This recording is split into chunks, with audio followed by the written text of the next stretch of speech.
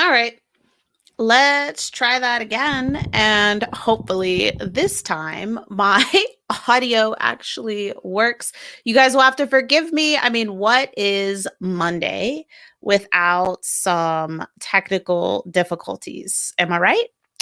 So, yes, we're here for Marketing Monday, take two. And I was actually late for Marketing Monday Take One because my daughter had gotten yogurt. Yogurt, she likes to wash her face with things. So she's like, wash my face, but it's with yogurt. So she's going to have fabulous skin, but she gets messy all the time. So that is why I was late. And then, of course, now I'm doing this again because my audio wasn't working. And my first hint should have been that somebody popped in to watch and then left because my audio was crappy. Um, it was working, but it was like super quiet. So I'm hoping that this take does a lot better. I went and tested again. Yeah, it's weird. It worked last week, didn't work this week. So what I wanted to talk about today is that many people and many businesses are struggling due to the continued lack of in-person events. Like I am an extrovert and I want to go to events as much as the next person, but I also have high risk. My husband is high risk for COVID. And so it's just not a risk I'm really willing to take at the moment. And yeah, so we're struggling without this lack of in-person events. And it's not just the mom and pop businesses that are struggling. So some people get this idea that it's just the mom and pops, people who rely heavily on referrals. And that's just not the case. Even enterprise companies relied heavily on conferences and trade shows prior to COVID-19. And the reason why is because even though they had these relationships, it allows them to build new relationships in person, but it also helps them foster and nurture these other relationships that they've already had, particularly when you think about it like with past clients, right? What's the best way to get a past client thinking about you? Talking to them, meeting them. And one of the best ways we can do that is in person, surrounded by a wonderful business experience, which is what these trade shows and conferences typically set up for us. So in person means interaction, right? In person interaction. And that's something that's missing from a lot of these summits, a lot of these webinars. They take all of the attendees and slot them into these little virtual cubicles where they cannot hear or see or chat with anybody else in that's also attending the event. So we've lost out on this interaction piece. And I think that that is really important to focus on. It's a huge reason I prefer Zoom meetings over Zoom webinars, because with Zoom webinar, you're like, boop.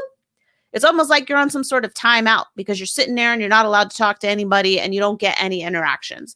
So keep that in mind as you're setting up your virtual conferences, your seminars,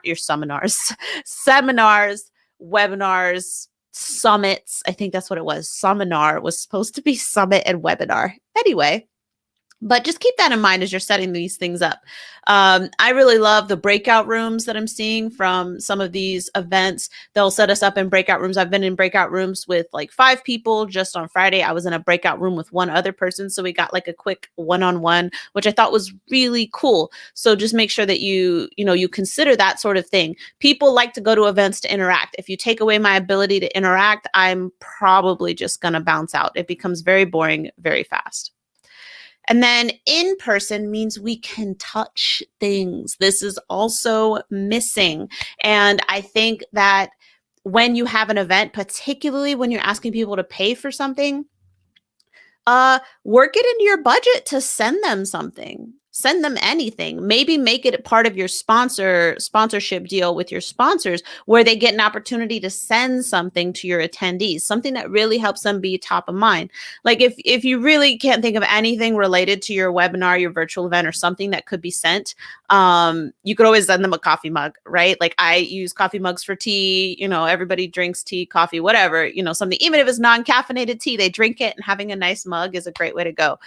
So even if you're just sending them swag, right, which isn't necessarily directly related to your event, that is still something. You're sending them something that makes them happy. Because think about it. What do you get in the mail? Junk, right? You get junk. Unless you specifically order something, you're getting junk. So if I sign up for your event and then I get a box or a packaged envelope that has some swag from like the sponsors, but it's also got, let's say I'm attending a seminar or summit, on, or a conference on time management, and you've sent me a nice branded workbook with each of the speakers, and like, let's say there's 2 or 3 questions that I can now write down in person, like as I'm going through each talk with each of the speakers. Like, I think that that's amazing. You're like, well, Ruthie, I could send that digital and you could print it out yourself, and that's true.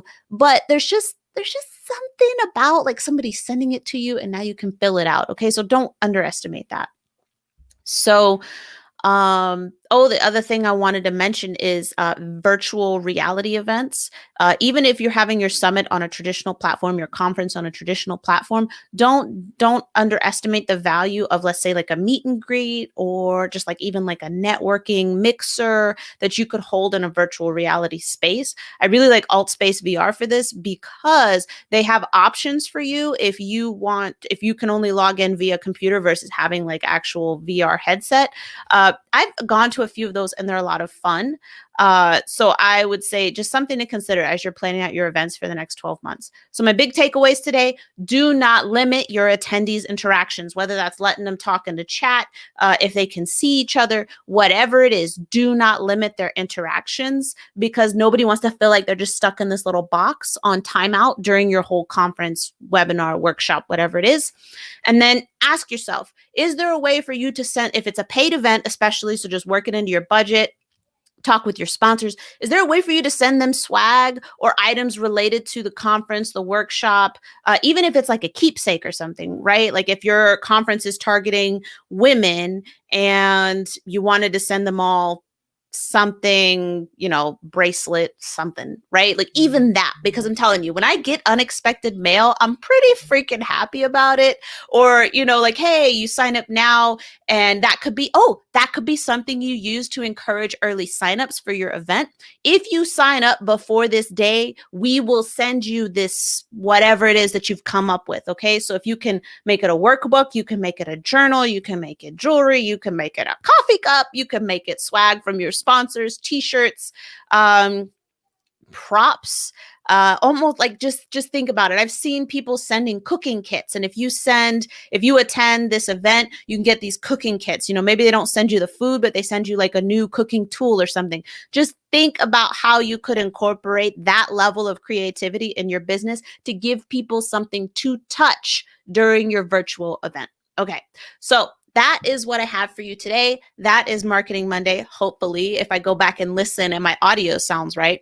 One other thing, I've decided to create a small miniature course on landing on podcasts, like getting on podcasts, getting interviews, right? So you can boost your authority, widen your audience, grow your audience, generate more leads. And people are telling me like, Ruthie, how do I do this? You keep doing it. You've got a podcast. You end up on a lot of podcasts. How do I do this? And so I've decided I want to make a course, but I want to have a beta run first. So I'm actually going to charge a lot less for it. I've decided I'm going to make the price point $47. It'll be 4 modules over 4 weeks. It'll be mixed synchronous learning, which means you'll be able to go through the material by yourself, but we'll also every week have a group meeting where we can all kind of talk. You can ask questions. We can share experiences. And so what that'll do is help keep you on track, which means you'll actually finish the course, which is really important to me because I've blown a ton of money on courses and not finished them.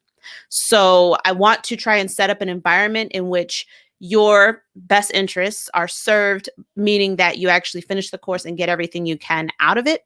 So it'll be $47 for that. But when I actually launch the course outside of the beta group, I'll still have to determine the price point, but I know it's going to be more than 47, at least for that version of the course where we have those group meetings. So if that's you, if you want to increase your authority, grow your audience via guest podcasting, or if you know somebody who does want to do those things, please send me an email at Ruthie@Defy the Status Quo, and I can tell you a bit more about what I'm planning to cover and why I plan on doing it this way. And you know me, I like to do things as cool as possible.